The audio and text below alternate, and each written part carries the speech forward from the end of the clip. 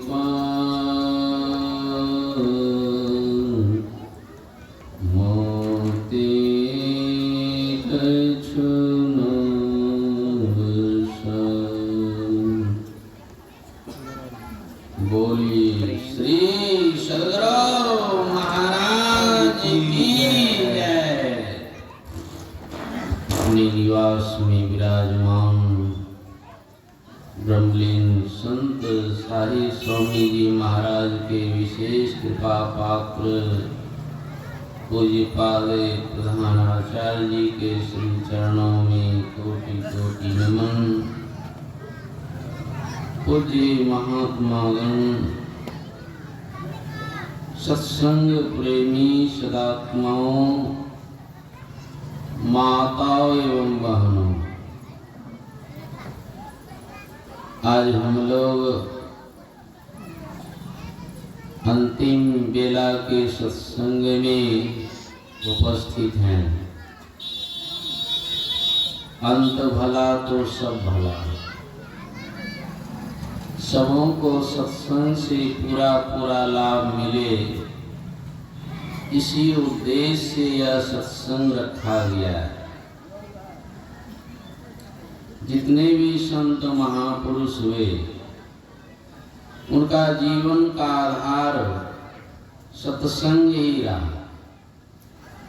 पाठ के क्रम में हम लोग सुन रहे थे रामचरितमानस के उत्तरकांड से, जीवन मुक्त ब्रह्म पर चरित्र सुनई तजि ध्यान, जे हरि कथा न करई रति, तिनके ही पास।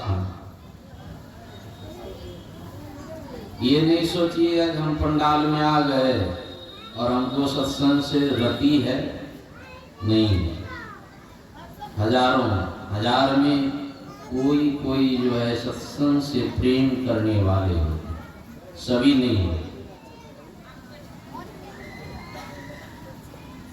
और सत्संग सबके लिए जरूरी है, चाहे वे दुखिया हो या सुखिया हो।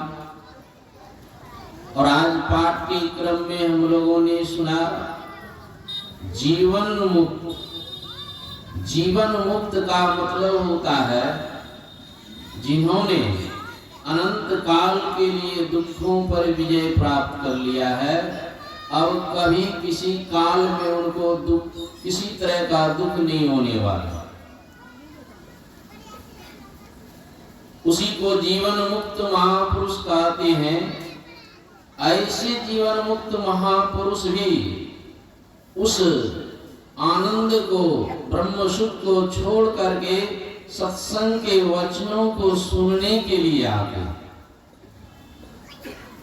जिनको बहुत दुख है, घर में भी दुख है, बाहर में भी दुख है, शरीर में भी दुख है, इतना दुख है, और वो बेचारा सत्संग में आकर के सत्संग नहीं सुनता है।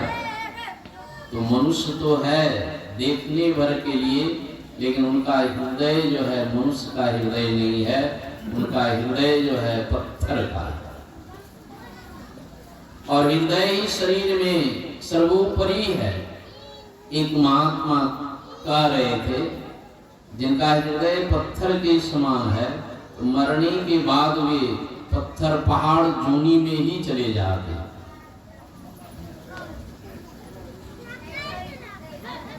इसलिए सबों को सत्संग में बहुत प्रेम चाहिए, सत्संग में एकाग्रता चाहिए। परम संत बाबा देवी साहब सत्संग कर रहे थे, श्मशान घाट के नजदीक ही सत्संग चल रहा था। उसी बीच में कोई मुर्दा लेकर के चिता जलाने के लिए सत्संग में जो है विघ्न ही समझिए कि बगल में मुर्दा जलाएंगे तो क्या होगा। तो बाबा साहब सत्संग कर रहे हैं और वो चिता जलाने के लिए तैयारी कर रहे हैं।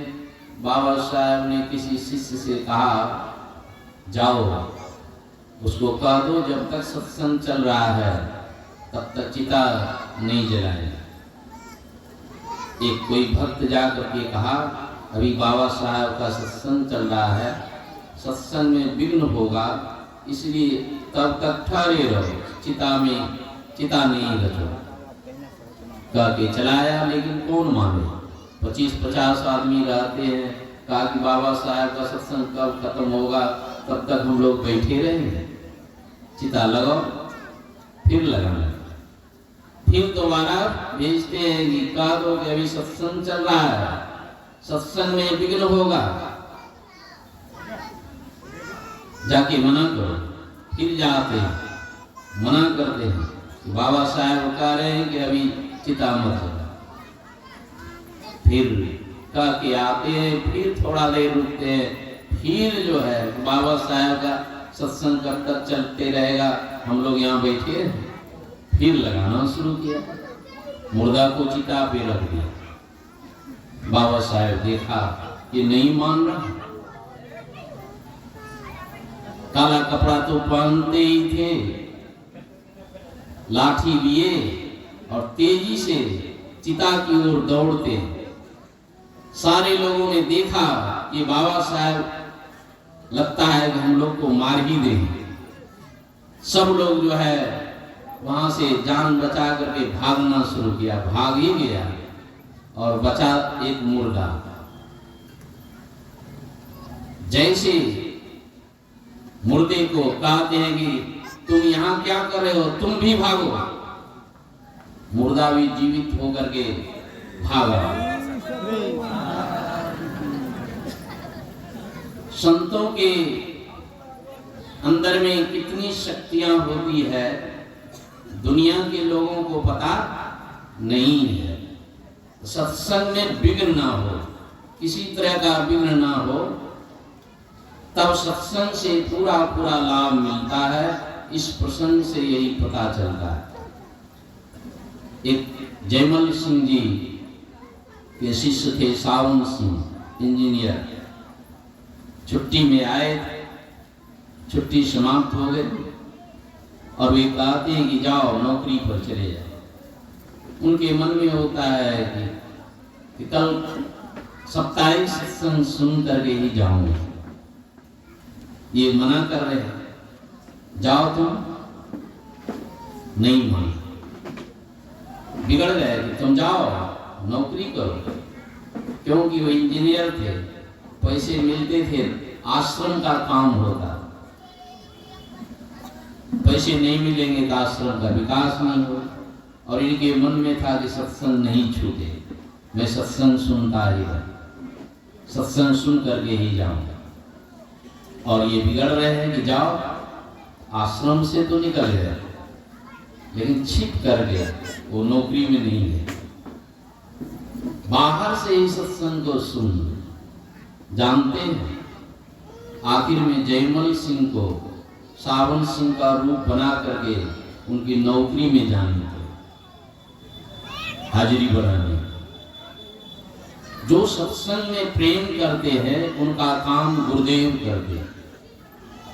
जो सत्संग में प्रेम नहीं है, प्रेम नहीं करते हैं, तो कहते हैं कि फिर वे संसार में परेशान, जीवन भर परेशान और मरने के बाद भी परेशान। इसलिए यह सत्संग सुनने का विशेष महत्व है। भगवान श्री राम त्रेता युग में सत्संग सुना रहे हैं, वही सत्संग आज हम लोगों को सुनने के लिए मिल रहा है। उपदेश हुआ त्रेता युग, आज से 9 लाख वर्ष पहले।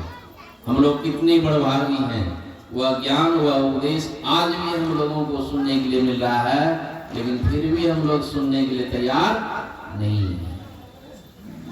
गुरु महाराज कहा करते थे, इस ज्ञान को प्राप्त करने में मुझे बहुत बेलना पड़ा है, बहुत परेशानियां उठानी पड़ी है, बहुत दुर्दशा हुई है।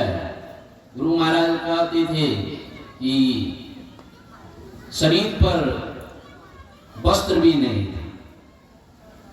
तब ये ज्ञान मिला। और इतनी मेहनत सदगुरु महाराज ने की, और कहते क्या है, अब जो है रोटी बन करके तैयार है, गरम गरम रोटी बन करके तैयार है, मुंह खोलो और खाओ। फिर भी लोग मुंह घुमा देते, मुंह खोलते नहीं। सत्संग हो रहा है, लेकिन सत्संग को नहीं सुनना, एकाग्र मन से नहीं सुनना, यानी मुंह को घुमा लेते हैं, तो रोटी ऐसे नहीं मिल जाती। रोटी के लिए गेहूं पैदा करना पड़ता है, खेत में बहुत मेहनत करनी पड़ती है, तब फिर जो है गेहूं तैयार करके घर लाते हैं, फिर उसको धोते हैं, सुखाते हैं, पिसाते हैं, फिर आटा को गूंथते हैं, फिर चौकला बेलना पर बेलते हैं, फिर तावा पर, वो भी कुशल कारीगर है, तब बढ़िया से रोटी सिद्ध होती है। तो रोटी ऐसे मुख में नहीं चला जाता है। और गुरुदेव ने कह दिया कि मैं पूरी व्यवस्था कर दिया हूं, रोटी गरम गरम तैयार है, केवल मुंह खोलो और खाओ। फिर भी हम लोग देखते हैं, गुरु महाराज ने भी अपने प्रवचन में कहा करते थे कि मैं आज 40 वर्षों से संतवत के ज्ञान को सुना रहा हूँ, समझा रहा हूँ, फिर भी कुछ ही लोग जो है संतवत की बातों को समझ पाए। गुरु महाराज ऐसे समझाने वाले कहते हैं, 40 वर्षों से मैं सुना रहा हूँ, समझा रहा हूँ, लेकिन फिर भी जो है सब लोग इस ज्ञान को धारण नहीं कर रहे हैं। कुछ लोग इस ज्ञान को प्राप्त किए। जब तक ज्ञान नहीं प्राप्त होगा तब तक मोक्ष और मुक्ति का कोई उपाय नहीं है। बड़ा लड़का या छोटा लड़का मुखाग्नि कर देंगे तो मुक्ति मिल जाएगी। बहुत लोग इसी धारणा में लगे रहते गांव समाज में। किसने बाबू को मुक्ति किया, बड़े लड़के ने कि छोटे लड़के? ऐसी में चल रहा है। अब पिछले लड़के को तो मोक्ष दिलाने का कोई उपाय नहीं, बड़े को और छोटे। और जान लीजिए, जब सत्संग में आएंगे तो मुक्ति इतना आसान नहीं है। जिनका पुत्र भगवान राम थे, उनके पिता राजा दशरथ को मुक्ति नहीं हुई। जिनका पुत्र ही भगवान है, वे अपने पिता को मुक्ति नहीं दिला पाए। और आपका पुत्र तो मांस भी खाता है, आपका पुत्र तो शराब भी पीता है, आपका पुत्र तो खैनी भी खाता है, आपका पुत्र तो झूठ भी बोलता है। इस पुत्र से जो है आशा बनाए रखते हैं कि हमको मुक्ति मिल जाएगी। मुक्ति के लिए यह सुंदर अवसर मिला है। भगवान राम सारी प्रजाओं को अपने राज दरबार में बुला करके उपदेश कर रहे हैं। बड़े भाग्य मानो से तैनो पावा,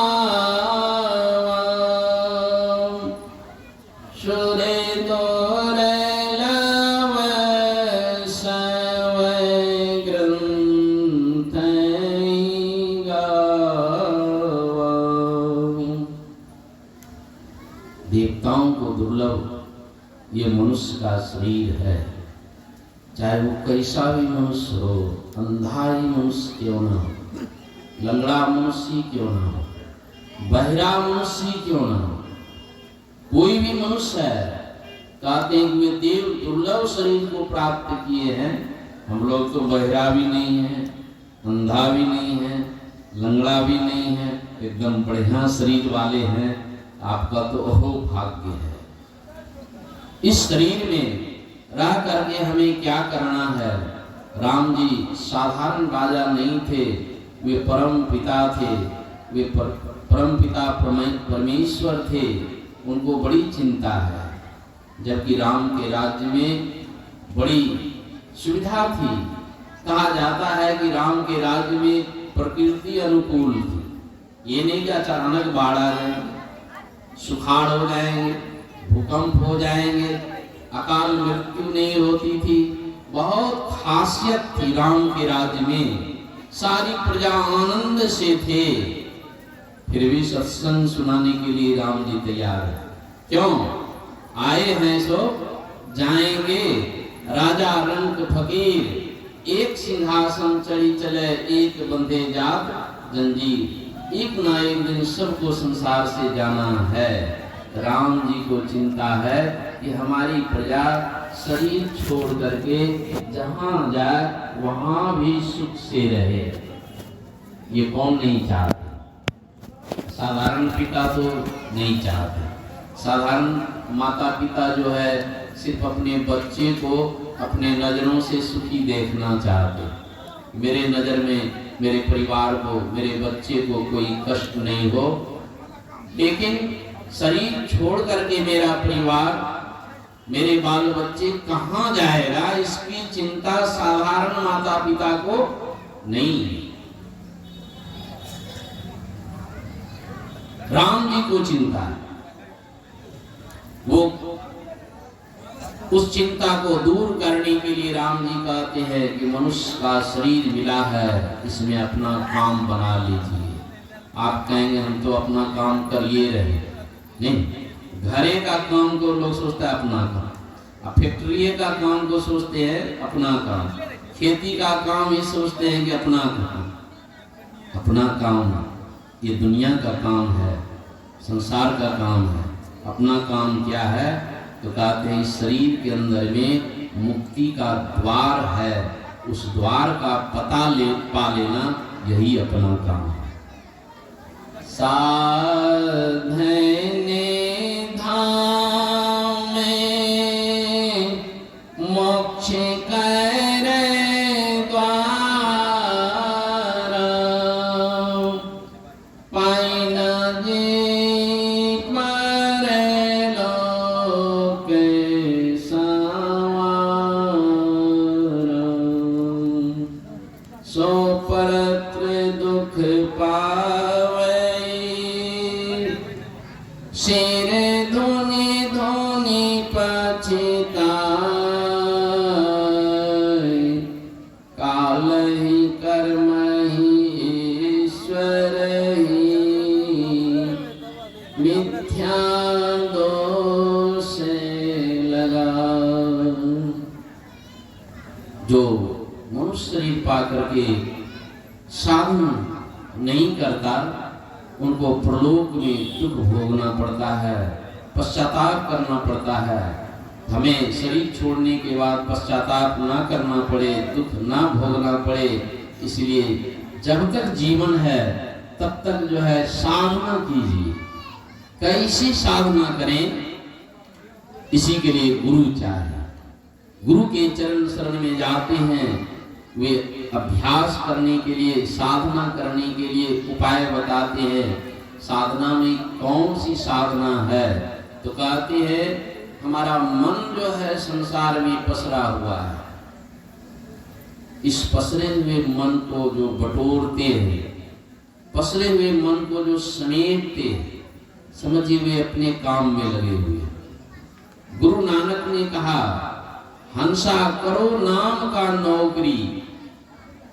मन को समेटने के लिए जो है नाम का जप कीजिए, यही आपकी असली नौकरी है।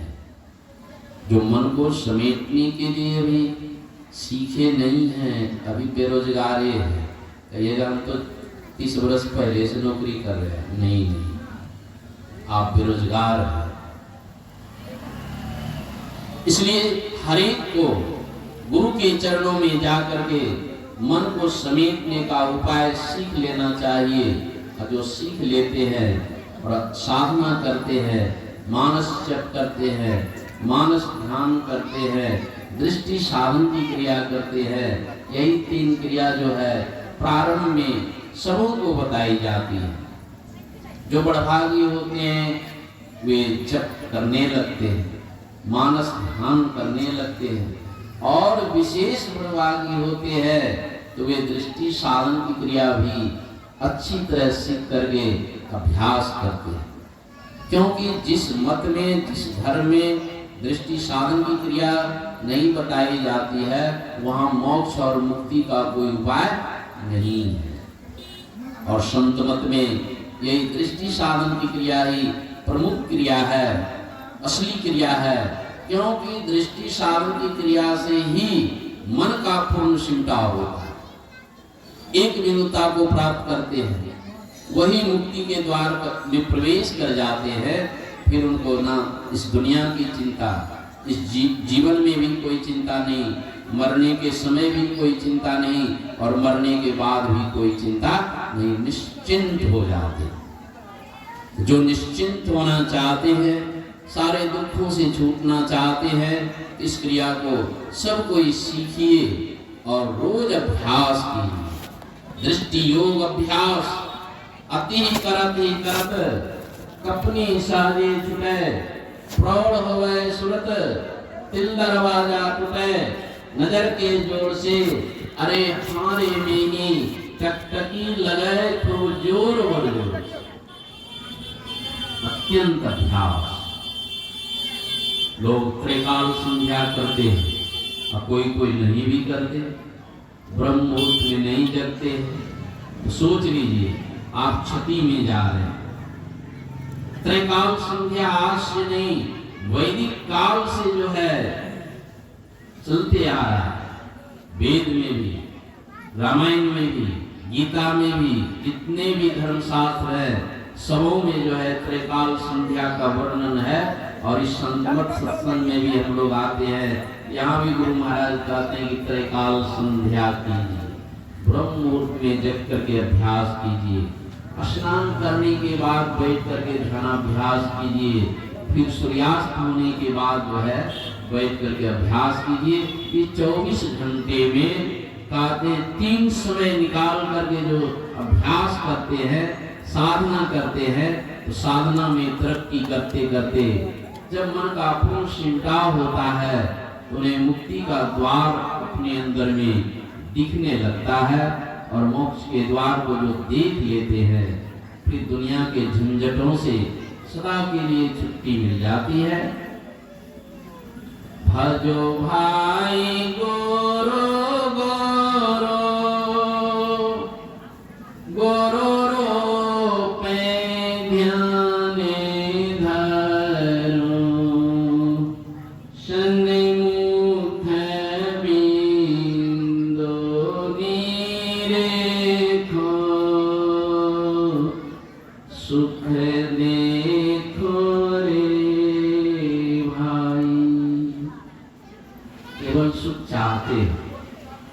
उपाय नहीं करते। सन्मुख बिंदु निरेखो सुख दे देखने के लिए मिलेगा, केवल सुख ही सुख। वे संसार से सिमट जाते हैं, संसार में पसरे हुए हैं। आपका मन संसार में पसरा हुआ है।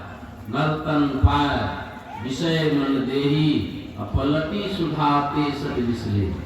राम जी कहते हैं कि मनुष्य शरीर पा करके जो अपने मन को विषयों में संसार में लगा करके रखा है वे भारी मूर्ख है।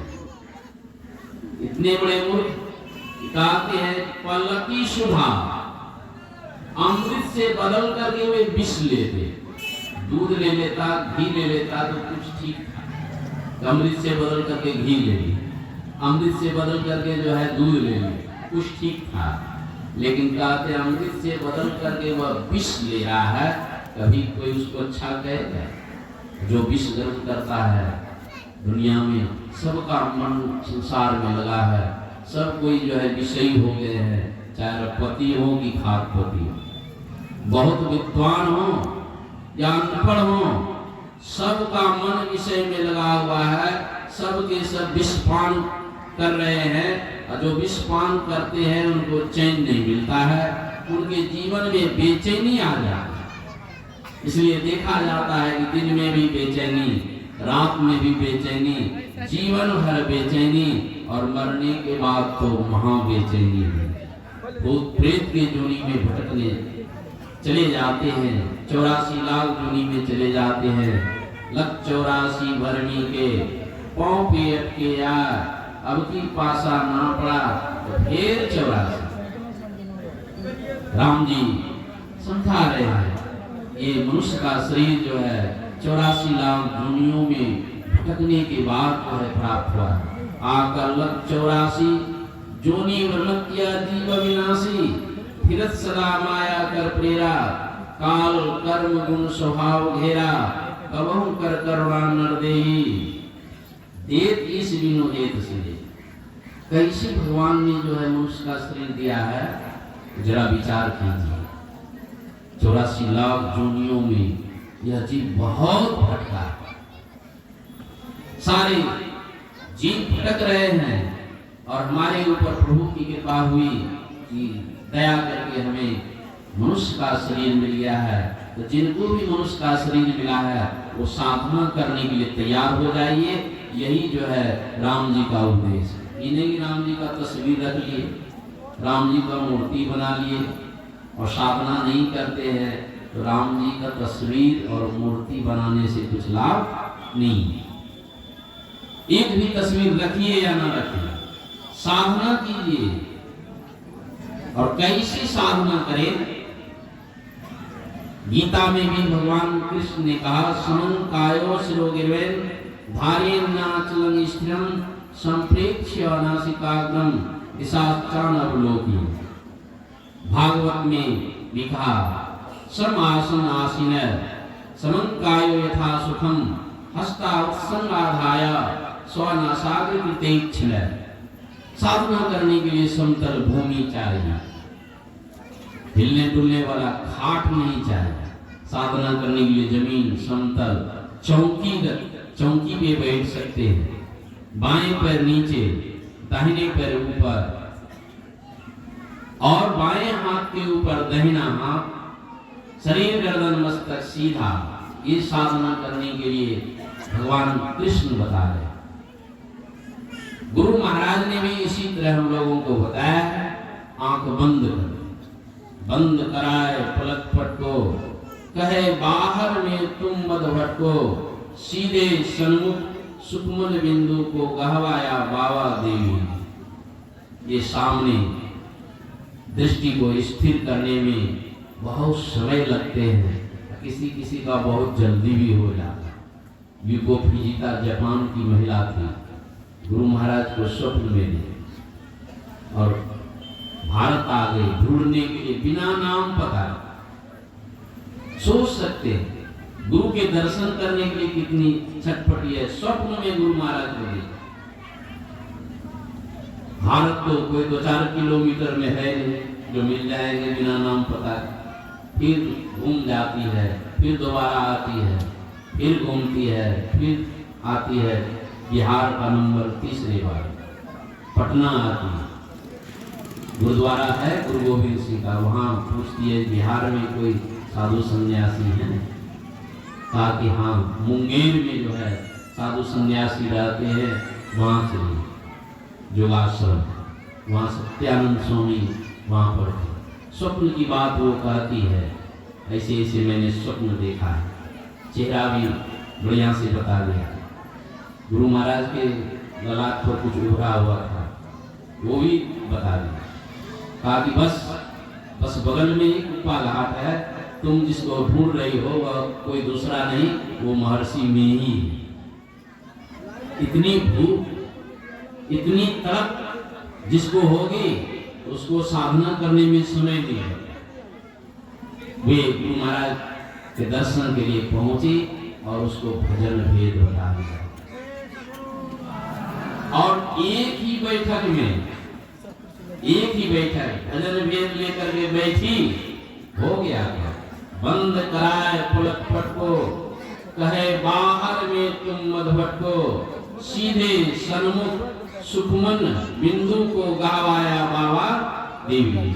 महर्षि में परम जी महाराज ने उस महिला को जो है एक ही बैठक में उस बिंदु का दर्शन करा। लोग 32 वर्ष भी लगाते हैं, 40 वर्ष भी लगाते हैं, जन्म बीत जाता है तो दूसरे जन्म, तीसरे जन्म।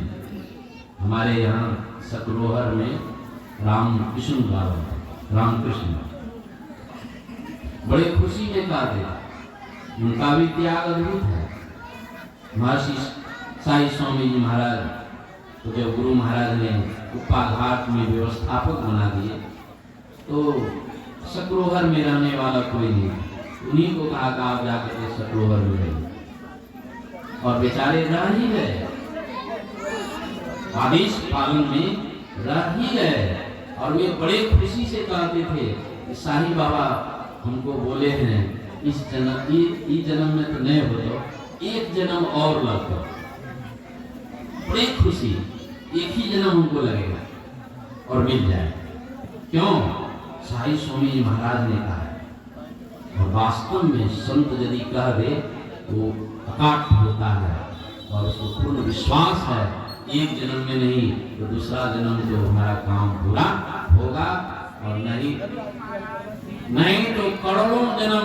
गुरु महाराज कहते थे ये जीव जो है ये संतमत में हम लोग आकर के दीक्षित हो गए, यदि संतमत में दीक्षित नहीं होते तो करोड़ों जन्म जो है हम लोगों को भटकना पड़ा। संतमत में आ गए हैं, संतमत में दीक्षित हो गए, अब करोड़ जन्म हमको भटकना। रामकृष्ण बाबा को कहा एक जन्म, कहाँ करोड़ जन्म, कहाँ एक। तो गुरु महाराज कहते हैं कि करोड़ जन्म भटकना नहीं होगा, लेकिन लाख जन्म भटकना होगा, क्योंकि सत्संग में मन नहीं लगता। संतमत में आ गए हैं, संतमत में दीक्षित हो गए हैं, तो करोड़ जन्म तो नहीं भटकना पड़ेगा, लेकिन लाख जन्म भटकना पड़ेगा। तो लोग सुन करके चकित होते हैं, लाख जन्म, एक जन्म में तो इतना नाकोदम हो रहा है। चलती चक्की देखकर दिया कबीरा रो, दो पाटन के बीच साबित बचाना को, सब पीछे जा रहे। तंधर सुखिया कोई न देखा, जो देखा सो दुखिया हो। संसार में जिसको भी देख रहे सब पीछे जा रहे हैं। तो हम लोग संत मत में आ गए हैं, लाख जन्म नहीं लगे तो श्रद्धा बढ़ाइए, प्रेम बढ़ाइए, विश्वास बढ़ाइए।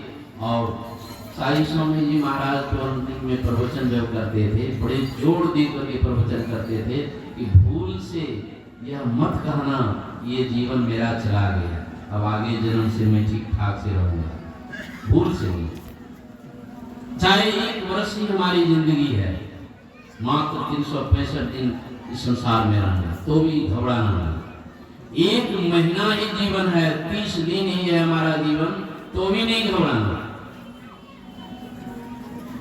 आप जो है केवल तैयार हो जाइए कि मरने के पहले हमको मुक्ति प्राप्त करनी है। हम तैयार हैं ही नहीं, केवल तैयार हो जाएंगे। यदि तैयार हो जाते हैं तो कहते हैं खोजी हुई हैं तो तुरंत मिली हैं पल भर की तलाश। हम खोजी नहीं हैं, इसलिए जो है जन्मों जन्मों हमें भटकना पड़ता है। और आज इस सत्संग में हम लोग जो उपस्थित हुए हैं, ये हम सबों का अहोभाग्य है, जो मन लगा करके सत्संग को सुने हैं, समझे हैं। कितना पुण्य हुआ होगा। और ये सारे पुण्य का कारण जो है वही बच्चे जो आज मुंडन संस्कार के उपलक्ष्य में ये सत्संग हो रहा है, ये सारे पुण्य का आधार जो है, सारे पुण्य का कारण जो है वह बच्चा ही है। बच्चे का जन्म हुआ, मुंडन संस्कार हो रहा है, ये सब संत महात्माओं का पदार्पण और इतने सारे सत्संगियों को आकर के सत्संग सुनने का जो मौका मिला है, इससे बढ़कर के दुनिया में कोई पुण्य नहीं, कोई संस्कार नहीं। अवश्य सबों का जो है आशीर्वाद उस बच्चे पर मिलेंगे और बच्चे का जो है संस्कार बढ़ेगा। और संस्कार बढ़ाना है, यही अंतिम काम है। यही आप सबों की सेवा में कहा। पूज्यपाद प्रधानाचार्य जी अब हम लोगों के बीच पधार रहे हैं। बोलिए श्री